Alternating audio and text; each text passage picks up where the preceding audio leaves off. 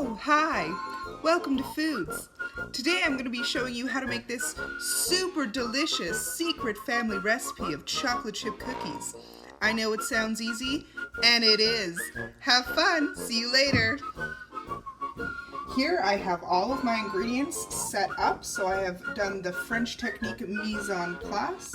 We are making a super simple 7-ingredient chocolate chip cookie. Step 1, start with a nice big mixing bowl, your butter, a nice wooden spoon, pour in your vanilla and your baking soda and just smush that all together.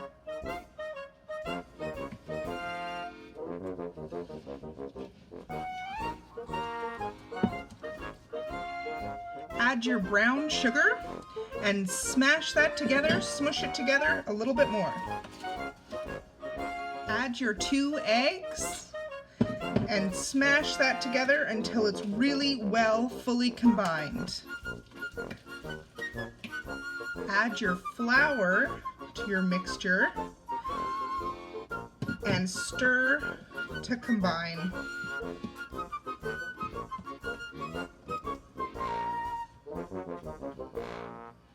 Your dough should look something like this. It shouldn't be too wet.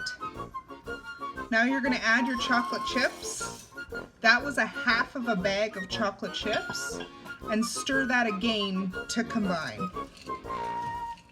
Even though it's so tempting, do not eat the raw batter because we've got raw eggs in here which could contain salmonella, and we've got raw uncooked flour which could contain E. coli. So I know it's so tempting to eat this delicious looking batter, but hold off until the cookies are baked. For this next step, you'll need a cookie sheet unbuttered. You can use some parchment paper if you want, like this, but don't use any butter on your cookie sheet. And you'll need 2 big spoons like this. Fill up one of the spoons with cookie dough. Do not use your hands for this, and use the other spoon to drop a mound of cookie dough onto your sheet, and repeat until you get about 12 even-sized cookies onto your cookie sheet. Like that. Depending on the size of your cookie sheet, you may only be able to fit 9 cookies on your cookie sheet. I had a smaller cookie sheet, so you'll be able to fit between 9 and 12 cookies on your cookie sheet. And then we're going to put this in the oven at 350 degrees for about 8 to 10 minutes. Remember to only touch your cookie dough with your spoons. Do not touch it with your hands. Here's my lovely cookies out of the oven.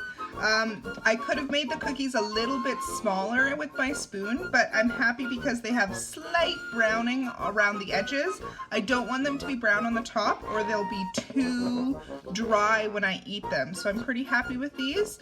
I'm gonna make sure they cool on this pan for at least 5 minutes before I move them anywhere because I don't want them to fall apart, and they'll be nice and chewy in the center.